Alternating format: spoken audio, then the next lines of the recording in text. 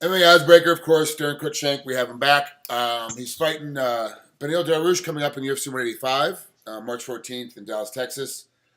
First, I was perusing Facebook like I normally do, and I saw that Tim Kennedy is doing a seminar, a weapons seminar. Two of them, Really? I believe. One is tactical, and one is a shooting thing. Do you go to tactical? I see you shoot all the time, but do you go actually take lessons still? Are you still in that stage where you got to take lessons still? Yeah, I've never done any seminars or anything like that. I have a couple of professional shooter buddies that I tag along and they teach me the ropes. When you say professional shooter buddies, how are they professional shooters? Like, what's that entail? They shoot professionally in 3-gun matches, so just like a pro fighter can make money, amateur fighters can't. They make money. They win prizes and have sponsors that fly them everywhere Oh, and give them free. They get free guns. nice. Which definitely pays the bills, right? For having free guns. Yeah, I mean, I think so. No. No, no, it doesn't. Protects the diapers when you have them, but it doesn't get you to buy the diapers. Is what the deal is. Have you ever thought about trying to be a pro shooter as part of your, like as your in your pastime? I mean, I mean, right now, I just do it for fun. So, I can't devote as much time that Right. I want to shooting as I'd be able to. Maybe when I retire from fighting someday. Yeah, you have. They'll give you something else to move towards. Yeah, yeah. The big deal, the big news right now is the new drug policy that UFC is trying to install starting in July. But my feeling is that they're going to start doing it earlier. They say July will be the date that everything will be running, but believe me, if you're on a TV card, if you're part of a TV portion of a fight, I think you're going to get tested. I think the UFC is going to start very soon. Maybe not by 185, because it's coming up too quick, but definitely by 187, 186, they'll be all over it. The thing is I've been tested every single fight. Like after every fight, I've been tested, and I feel like it's not going to change anything that I do because Right. I don't have to worry about any of that. All natural. How much of a shift do you think is going to happen at your weight class in particular? Like, without naming names or saying where they are in the ranking wise, do you think there's going to be a pretty big shift at 155 with guys that now, because they're going to be doing out of competition testing as well. It's going to, guys that were clean during, the day of competition, they do the pre-fight and the post-fight testing, which Anderson Silva failed both of those. But then, do you think it's gonna change now with the out of competition where guys they might get randomly tested 6 weeks out, 5 weeks out, 4 weeks out? Then what are they gonna do? Do you see it making a shift at Right. your weight? Right. I mean, if you look at like football and stuff like that, I mean, most guys always get some kind of weird accident, like car accident. Boom, they're on the injured list, and now they get to do whatever they want. And then when they get ready for competition again, they get clean and stuff. So I don't know necessarily how it's gonna work, but it's a part of the sport, I guess. Is this a step in the right direction? Yeah, 100%. I Yeah. mean, you got all the older fighters that are still in it, and the only reason why they're in it is because they're getting supplemented testosterone and stuff like that. But then that doesn't give any room for the younger guys that it's their time. It's their time. It's so you're gonna see, I think, a lot of the older fighters step out and retire, and then you'll see a lot more younger guys. Yeah, stepping in and trying to take the ranks. I think there's gonna be a big shift. I think we're going to see a lot of guys at the lower ranks that are on fire and on the way up, so going to get dropped off. And then I see a lot of guys at the top ranks that are maintaining and holding on and get dropped off as well. I do see a shift happening. The same thing happened in baseball, the same thing that happened in football. When they have the shift of with drug testing, that there's a shift of position players. Guys have to retire early, and the younger guys come in quicker because they're still natural. Right. Um, there's obviously not that much drug problem.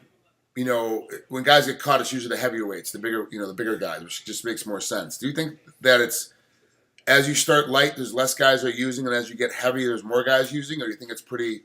In your personal opinion, we're not experts; we're making wild guesses. I think it all depends on what weight they're at and what they're using. I mean, they might not be using anabolic steroids, but I think there's a lot of guys using like growth hormone and different stuff to help out their training camps. Yeah, I believe so too, and it's been rampant. Years ago, Dennis Hallman and Ken Shamrock got yelled at because we're like, yeah, it's like 80% of all athletes are using it, and it's pretty much that's what the number was at the time, and it's pretty much held course at this point. It's now starting to fade off. It's going to jump off quick with the UFC stepping on. Because when you're the biggest promotion, everybody looks at you, and so when things get screwed up, everybody looks at you to fix it, and they're fixing it. And that's Right. It's going to affect the smaller programs, the smaller promotions too, because now these guys that might be fighting in a B league or a C league, running around and getting 10, 15 wins, and all of a sudden they come to the UFC and they go 0-3. Now you start questioning Right, it's now like the old guys from Pride. When the guys from Now Pride they're came natural. over, Right. yeah, it's Right. like, what happened? Like, what happened to all these guys? How come they suck so bad? I was like, oh, well, there wasn't testing, and now there is. Yeah, that's how it works. Right. So, well, let's Right. talk about Dariush. Am I saying his last name right? Is it Dariush or Darush? I think it's the I've been saying Beneil Dariush, Okay. but like I've watched his fights and I've heard a bunch of different announcers say it differently. So it's just like my name. I mean, everybody's gonna mess it up, so it's not a big deal. Yeah, they're either way. We know who we're talking about. It's definitely Yeah. the next opponent. We're not saying the name so bad you don't know what we're doing. First, let's talk about your eye. How is your eye doing from the KJ Noons fight? It's obviously it's healed up. You're cleared because you're fighting, but Well, the after that fight, I had to have surgery, and they had to basically just sew up my tear duct, which now I can't use it. It's closed. So now instead of tears, instead of going down my nose and you see a runny nose, it just kind of falls off my face. So I get like a lot of like gunk and stuff up in this eye right here. But I mean, do you spend all day having to wipe it out? Does it bother you during training where you got to kind of like keep no. digging at it? No. It's more like when I first wake up in the morning, I get a lot of like boogers and stuff in there, and Okay. but it's not a big deal. It's just something else to get over. Vision is 100%. Oh yeah, my vision's fine. It didn't affect my vision. I had like a lot of crap in my eye, and Yeah. that's kind of what made it blurry and stuff. But other than that, my vision's fine. Okay, so Darren's back to 100%. You're ready to go. Any hiccups during the training camp due to the eye or due to anything else? Or was training camp, when you got ready to start, you were totally ready to rock? Yeah, I got back to training that week. I didn't have any no contact training. So, I can do mitts and bag work and stuff like that when I first went after my last fight. So I was getting ready for a fight immediately. But then I think I waited like 12, 15 days after because I did have stitches in my eye. So I didn't want to rip or tear anything before I started, grappling again and sparring again. So I just been getting ready for another fight. That's all it is. And that brings it. The fight with KJ was December 12th, and your fight is March 14th. That's not that much time off. It's only 4 months, and that's not a lot of time in between fights. And you had an injury, and you had a surgery. Everybody knows you have micro tears. There's like little micro things that go on. Not the big injury, not the big cracking. You're hurting something bad. You need to have something else go on, like a big brace or having to go see a doctor for something different. There's still micro tears in there that aren't healing because you're not giving it time to get off. Have you been feeling as fresh coming in every day for this one? Because it's almost like you went back-to-back training camps. The surgery was your only real break, and the stitches in your eye were the only real break. Other than that, you're back in the gym. You're a gym rat, so you're used to that anyway. It's not like it's something different, but do you feel fresh? Well, if you look at my career, the last 2 years, I've been banging fights out every couple months. So it's nothing different for me. It's, I guess it's a lifestyle. So, Yeah. And I get real depressed if I don't have anything going on. So I try to get a fight ASAP, something to work for and to drive for, because this is my career. And if I'm just standing still and I'm not doing anything and people don't have me in their mind thinking, oh, he's got another fight coming up, then, I'm not going forward. I'm going backwards. Stylistically speaking, who is at the upper level? Who is the easiest guy for you to fight, stylistically speaking? You watch, you're a fight fan. You watch these guys fight. Yeah. I guess, I don't know, top 10. It's hard to say because I think I can adapt and overcome to anybody that they put in front of me. I think down the road, maybe like in the next 2 years, I think me and Cowboy would put on a great show. That's what I was thinking. Because he likes to stand and bang, and I'm definitely not going to be running from him. So I think eventually that would be a good fight for me and the fans and Cowboy. But And two, Cowboy likes I got some growing up to do. I got Yeah. probably another 5 fights, and then it'll be there. and Cowboy likes to fight like you do. Not only does he like to stand and bang, but he'll fight every 2 months. He'll be in there like, oh yeah, Darren in March. Oh, it was a draw, so we got to do Darren again in July. Okay, we got Darren again in September. He'll just keep doing it. He doesn't care. Right. Right. There's very few guys at your weight class, and very few guys in MMA as a whole, in all promotions, that when they say, everyone says it, I'm ready to fight anytime they call me. There's very few guys like you and Donald that are ready to fight every single time the UFC calls you. And if they're not calling you, you're calling them. When am I fighting next? What card am I on? Put me on something. Do you find it a struggle sometimes? You see, when you really want to fight, you're really ready to go, and they push you another month or push you another 2 months when you were ready to fight in February, but they're not letting you fight until March. Do you feel frustrated sometimes with that? I did want to fight in February, but they did want to put me on the Brazilian card down that just happened.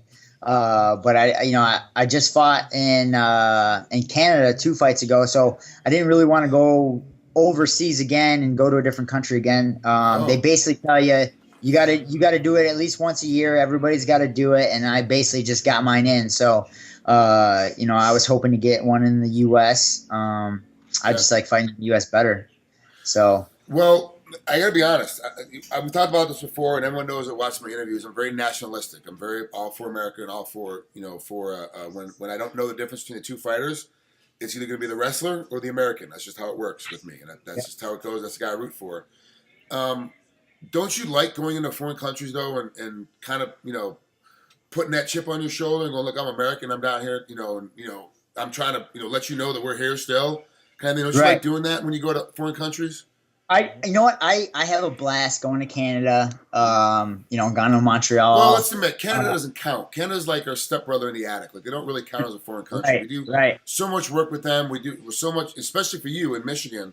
There's so many Canadians going back and forth across Detroit and Windsor that it's just like it's not really a foreign country. So I mean, yeah, you got to use a passport to get in, but it's really not foreign. I mean, they use our money, they use our economy. It's like, come on, guys.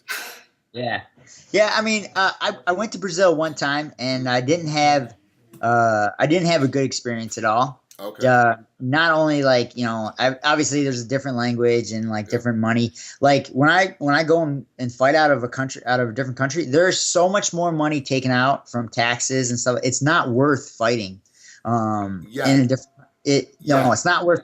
Not for me, right? Yeah, the number you're at right now, it's not worth it because you lose a lot. Yeah. Right, to have to pay for other cornermen to fly out to get their, their passports and visas and stuff like that, and then their room, and it's not worth it. Like even if I would go down to Brazil, like the one time I went to Brazil, I went down, I ended up losing. And I basically came out of pocket. Like I didn't make any money. So it's I try to avoid as much as possible. I've been there in the U.S. I've had that happen to me in the U.S. Well, I've actually made so little during a fight that I end up having to pay money out of my own pocket to cover everybody else's stuff. Yeah. Right. So it's not a I don't want to go to a different country because it's a different country. It's because it's not worth it right now. Yeah, financially. But then new contract comes up and you're doing like you've been doing. They'll give you some more money and you get some couple more bonuses, then all of a sudden it becomes kind of worth it. Then things change up, and we'll start seeing Darren overseas a lot more, and that's good. That'd be good because we'll be wearing America all over the place. So, Beneil, how do you see this fight breaking down? I mean, obviously you have the stronger record at 16-5. He's only 9-1. You've had a tougher, stiffer competition as well, but he's a pretty salty kid. How do you see this thing breaking out? Yeah, I think he's a great up and coming guy. From the interviews and people I've talked to, he's a pretty humble dude. So it's always nice to fight somebody that's kind of similar as far as being humble and respectful and stuff. It's still going to be a fight. He's known for his jiu-jitsu. He's got a really good game as far as taking the back and stuff like that. I don't think he's going to have such easy time taking me down, especially when I'm, chucking my hands and stuff. So, from what I've seen, he is a rusher. He likes to rush in and throw, jump knees, stuff like that. Doesn't really work his way in. and to draw me out or anything like that. So I'm basically just going to fight a southpaw how I like to fight a southpaw. Now, for me, when I'm watching tape on him, he looks like a guy that is inexperienced in how to get inside. So he tries to do a lot of jumping stuff. Like if he were super explosive, then it would work if he was but he's not. He's mid-ranged between his fast twitch muscle and his slow twitch muscle. So he jumps in with these flying knees. He just kind of dives in with these big overhand lefts, and he just kind of jumps into stuff. Do you see that as inexperience? Or do you see that as that he's got a real serious tactic behind it, and that it's he just hasn't met somebody like you that's gonna be able to shut it down? I don't think it's and super inexperienced or anything. I just don't think that I think he's overconfident in his ability on his feet, and that's what's gonna get him knocked out. Yeah, and now which brings me to the next thing. Both you guys are real respectful. You don't talk much. You're not gonna try to sell the fight because he's not talking shit on you. You're not going to talk shit on him. So no one's really going to say anything about it. So now all of a sudden you're talking about a fight that potentially could be fireworks. That potentially could be a great thing to watch. But you're not going to draw any eyeballs to it, which also starts to hurt now with the new Reebok deal coming into effect here in July. And it comes into, bonuses. They don't care about how much you talked before. Fight night bonuses. That's going to, you knock them out, you get knocked out of the night bonus. They're going to give you knocked out of the night bonus. It's nothing to do with the stuff previous to. But do you start to worry a little bit more, especially when we're just talking about finances and going to Brazil and trying to bring Cornerman down there? Do you start to worry a little bit about, I'm going to have to start playing a game of talking noise just to get people to pay attention and buy T-shirts? I don't have that fast tongue. I didn't watch enough professional wrestling when I was a kid. So I might have to. You're too busy working and chopping wood and shoveling snow to watch pro wrestling. Exactly, You're too busy. Exactly. Yeah. So, maybe I'll have to take some lessons on this. This shit talking. Maybe I'll watch some Mike Tyson videos or something. Muhammad Ali was probably one of the best at it. If you want to get a real eloquent style of doing it, then he's the best guy. Does it worry you sometimes? Do you think about that sometimes? You're sitting at home and watching TV like, man, like I got to sell this fight a little bit more. Does that ever even enter your psyche other than when I ask you about it? I mean, I'm not I'm not in the spotlight. I'm not like running like. Yeah, I'm not main event of these fights and stuff, so I don't think there would even, really, even if I did start talking crap, they wouldn't really, put it out there on the line like, main card kind of thing. Yeah. I think if I didn't make it a main card, like for a headliner, then they'd probably be like, hey, man, you got to do something, talk some shit on Twitter or something. I don't know. Well, the cool thing is, too, is that if you were a main card guy, they would make the package so that it looked like you were talking shit, even if you weren't talking shit. Right. But it's also, too, one of those deals where to get on the main card, you got to kind of talk shit in the beginning a little bit to get them want to move you up, So it's like that weird. You're at that weird level because right now, as the fight sits, I think it's 7th fight of the night out of 11 or 12 fights. So it's right in that mid level, and so it's going to be one of those situations where you're right there, ready to make that jump, and somebody gets hurt or somebody gets moved around, you get shifted around too. It just hasn't quite happened yet. Right. Yeah, I'm like not a Facebook fight, but I'm not headline fights yet. So I'm in that weird like teenager getting testosterone age right now for that. I knock out a few more guys, and I do have the power and the ability, so they'll be putting me on, the main card. Yeah. Yep, absolutely. Well, Daron, thanks for coming on here, man. Good luck. Have fun with this one. It's gonna be a great fight down there in Dallas. I can't wait to watch this one from home. It's gonna be a great series of fights. It's got a great card walking on as well. So we'll definitely be talking soon. Have a great time, man. We'll talk to you later. All right, thanks, Frank.